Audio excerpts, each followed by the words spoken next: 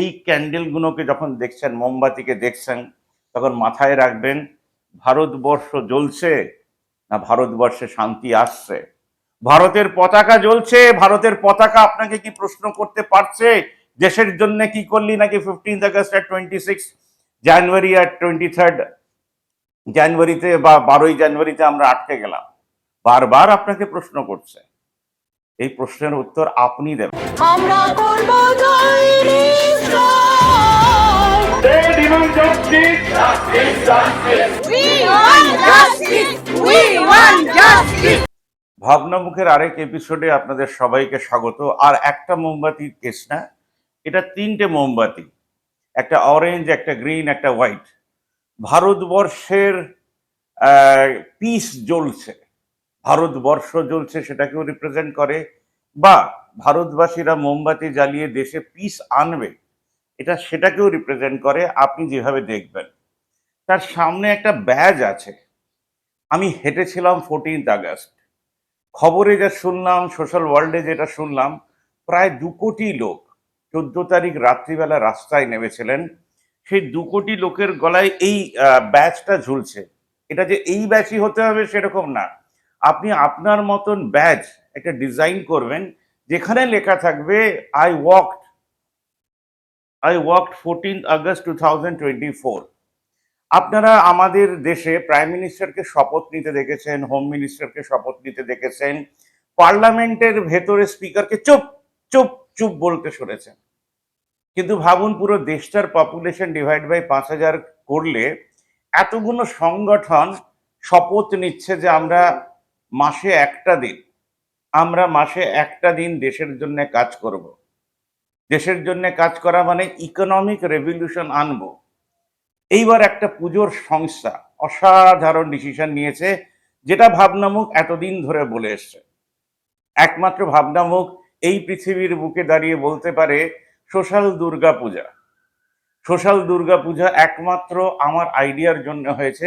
তার জন্য আমি আমার কাছে গ্রেটফুল না, আমি তাদের কাছে গ্রেটফুল যারা সোশ্যাল দুর্গাপূজা করেন এবং পুজো মণ্ডপে পুরনো খবরের কাগজ, খাতা, বই জমা করেন, সেই পাড়ার মানুষেরা বিক্রি করে মায়েদেরকে পেনশন দেন।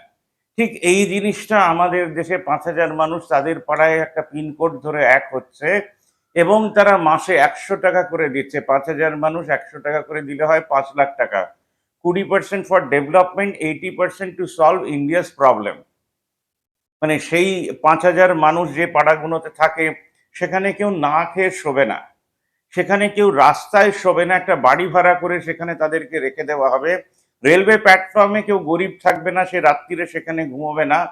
সেখানে খাওয়ানোর জন্য আমরা যখনই রান্না করব, একটা রুটি এক্সট্রা করব, কিছু তরকারি এক্সট্রা করব, সেই বাড়িতে দিয়ে আসব। 5,000 মানুষ সেই জায়গার সমস্যার সমাধান করলে পুরো ইন্ডিয়া জুড়ে আমাদের দেশের সমস্যার সমাধান করবেন এবং তারা প্রতি মাসে শপথ নেবেন যে এই মাসে আমরা এই কথা দিয়েছিলাম, আমরা এই কথা রাখতে পেরেছি, আমরা 20% ব্যাংক অ্যাকাউন্টে রেখেছি আর বাদবাকি টাকায় দেশের কাজে লাগিয়েছি। কৃষকের পাশে দাঁড়িয়েছি, কোনো হাসপাতালে 20 লাখ টাকা লাগবে তার পাশে দাঁড়িয়েছি। তার মানে হচ্ছে কুটুম অ্যাপের মাধ্যমে এই 5,000 মানুষের যে সংগঠন, তাদের 7 জন কুটুম অ্যাপে জয়েন করেছেন। এইভাবে ভাবনামুখের যে কুটুম অ্যাপে আমরা জানতে পারলাম যে কটা সংগঠন দেশের জন্য কাজ করছে, তারা ভিডিও রেকর্ডিং করে পাঠাবে। গণকনভেনশন আমরা করি, কিন্তু ভাবুন একটা দেশের চ্যানেল কি দেশের কাজে লাগবে না? 45 চ্যানেল মানে 45 news papers unite to bring readers uplifting solution based news, সেটা হয়নি। টাইমস অফ ইন্ডিয়া এই খবরটা ছেপেছিল 2014-তে, 10 বছর গড়িয়ে গেছে। তার ভেতরে পৃথিবীর জঘন্যতম ইতিহাস ভারতবর্ষ লিখেছে, স্টার্টিং ফ্রম ডিমনিটাইজেশন আর ভোটের আগে 2 কোটি চাকরি দেব, 15 লাখ টাকা ব্যাংক অ্যাকাউন্টে দেব। ভারতবর্ষ দুটো ডিভাইড হলো আমাদের বাবরি মসজিদ হওয়ার পরে। একদল সত্যের পক্ষে গিয়ে চুপ করে গেল, আর একদল মিথ্যের পক্ষে গিয়ে দেশটাকে ডিভাইড করছে মুসলমান হিন্দু। তারপরে হিন্দুদের লুট করা হচ্ছে।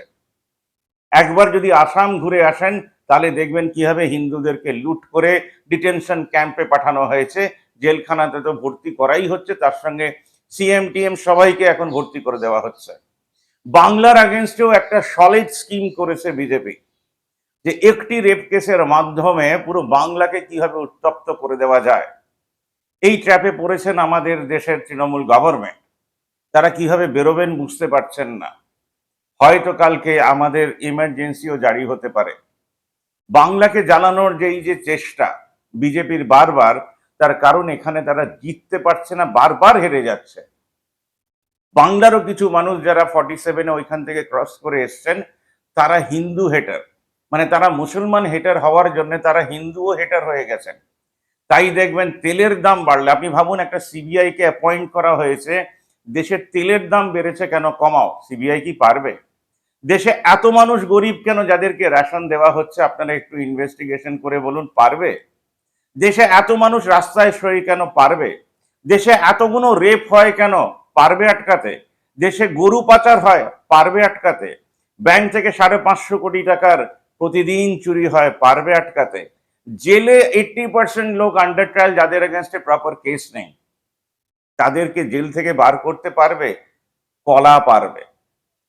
ধরুন আপনারা আমাদের জেলে যে মানুষেরা রয়েছেন, তাদের বাড়ির লোক তাদেরকে খাওয়াতে চায়, তার জন্য মান্থলি ফিস তারাই ঠিক করে দিয়ে দেবে বা তারা রান্না করে পৌঁছে দেবে, দেশের কোটি কোটি টাকা বেঁচে যাবে। তাই যে দেশের এতগুলো ন্যাশনাল গ্রেট ফিগাররা জন্মেছেন, তাদের জন্য আমরা সেন্টার খুলছি। আমাদের দেশে গভর্নমেন্ট কলা পারবে, স্টেট গভর্নমেন্টরা কলা পারবে। এই যে এতগুলো সংগঠনের কথা বলছি, 5000 ডিভাইড মানে 140 কোটি ডিভাইড বাই 5000, এরা পারলেও পারতে পারে যদি তারা সাধারণ বাংলা বুঝতে পারে। ঈশ্বরচন্দ্র বিদ্যাসাগরকে এখনো একা মারা যেতে হয়। তাই আপনারা কি পারবেন, যারা 14 তারিখ রাত জেগেছিলেন এবং সমানে হাঁটছেন, আপনারা এই মেয়েটিকে জাস্টিস দিতে পারবেন? আপনারা এই মেয়েটিকে জাস্টিস দিয়েছেন 14 তারিখ রাত্রিবেলা। আমাদের দেশে কোনো সুপ্রিম কোর্টের পাওয়ার নেই সেই জাজেরা রাস্তায় নেবে হেঁটে কোনো মেয়েকে জাস্টিস দেয়, যে হ্যাঁ আমরা আর কিছু পারি না পারি, 26 কোটি কেসকে আমরা আটকে রাখতে পারি। আমরা আমাদের দেশের মেয়েদের জন্য অ্যাটলিস্ট রাস্তায় হাঁটতে পারতাম। আমাদের দেশের পুলিশেরা রাস্তায় হাঁটতে পারত। আমাদের দেশে এমএলএ এমপি পিএমরা রাস্তায় হাঁটতে পারতেন, মাসে একদিন মানুষের সঙ্গে কাজ করে, সোশ্যাল অর্গানাইজেশনগুলোর সঙ্গে কাজ করতে পারতেন। কোনোটাই হবে না। তাই পার্লামেন্ট থেকে শুনবেন, এ ওর আগেনস্টে বলেছে, ও ওর আগেনস্টে বলেছে, এ ওর আগেনস্টে বলেছে। ভারতবর্ষ ক্লাস 5 অবধি এখন পৌঁছলো। আগে গ্র্যাজুয়েট ছিল কংগ্রেসের হাত ধরে, তারপরে ফেল করতে করতে করতে করতে আমাদের স্কুলে পাস করতে করতে একবার স্কুল থেকে বার করে দেওয়া হয়, বয়সটা বেড়ে যায়। কিন্তু এখানে যত বয়সটা বাড়ে আমাদের দেশের বুদ্ধি ততটা কমে। ইতিহাস থেকে আমরা কোনো শিক্ষাই নিইনি যে পরিকল্পিত প্ল্যানিং অনুযায়ী, ম্যানেজমেন্টের অনুযায়ী ভারতবর্ষের সাধারণ মানুষেরা দেশটাকে এগিয়ে নিয়ে যেতে পারে। তাদেরকে চামার করে রাখা হয়েছে এবং তারা ছোটর থেকে বুঝেছেন যে তাদের দ্বারা কিচ্ছু হবে না। বাবা মারা বুঝিয়েছেন তোর দ্বারা কিচ্ছু হবে না, স্যাররা দিদিমণিরা বুঝিয়েছেন তোর দ্বারা কিচ্ছু হবে না, নাটকের ডিরেক্টর বুঝিয়েছে তোর দ্বারা কিছু হবে না, সিনেমার ডিরেক্টর বুঝিয়েছে তোর দ্বারা কিছু হবে না। একটি বাচ্চা ছেলে বড় হতে হতে বুঝেছে তার দ্বারা কিছুই হবে না। সে যখন আলটিমেটলি কোনো কলেজে বা কোথাও পৌঁছচ্ছে, সেখানে গিয়ে সে জানতে পারছে যে তার দ্বারা কিছুই হবে না। এবার ভাবুন, আপনার দ্বারা কিছু হবে, আপনার দ্বারা কিছু হবে, আপনার দ্বারা কিছু হবে, আপনার দ্বারা কিছু হবে। এবার আপনি শপথ নিচ্ছেন রোজ সকালবেলা উঠে আয়নার সামনে দাঁড়িয়ে, আমার দ্বারা কিছু হবে, আমি আগুনের মতন জ্বলবো, আমার পাড়ার লাইট আমি জোগাড় করব, প্রত্যেকটা বাড়িকে সোলার করব। তখন এই আমি হচ্ছি যে কলেজ অবধি কথাই বলতে পারতাম না, আজকে অনেকেই বলেন, খুব ভালো বলেন।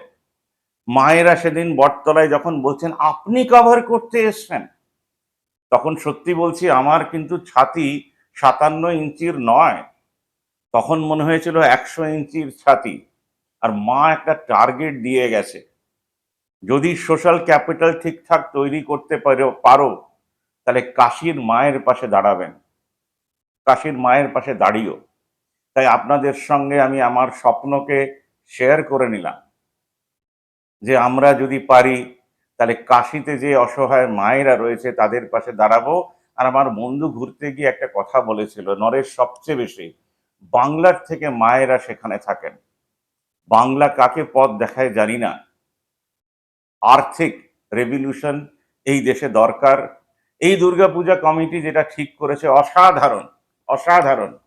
তারা সিসিটিভি লাগাবেন, তারা কাউকে হায়ার করবেন সিকিউরিটি গার্ড রাখার জন্য, সেটাকে না করে আমি বলছি মায়ের কারাটে শিখুন, তারা হাতে ডান্ডা নিক, তারা রাত্রিরে সিকিউরিটি দিক এবং রাত জাগার জন্য তারা ফিস নিক, কারণ সেই ফিসটা জেনারেট করবে সেই পাড়ার চাকরিরত মানুষেরা, তারা দেশটাকে সিকিউরিটি দেবে।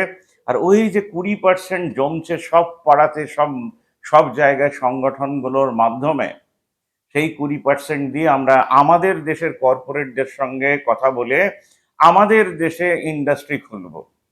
আর সিবিআই কি পারবে যে কটা স্কুল বন্ধ হয়ে গেছে সেগুলোকে খুলতে? আমাদের দেশে সিবিআই, নিয়া, যা যা আছে, সিআইডি, তারা কি পারবে আমাদের দেশে যে কটা ভ্যাকেন্সি আছে সেটাকে ঠিকঠাক ফিল করতে?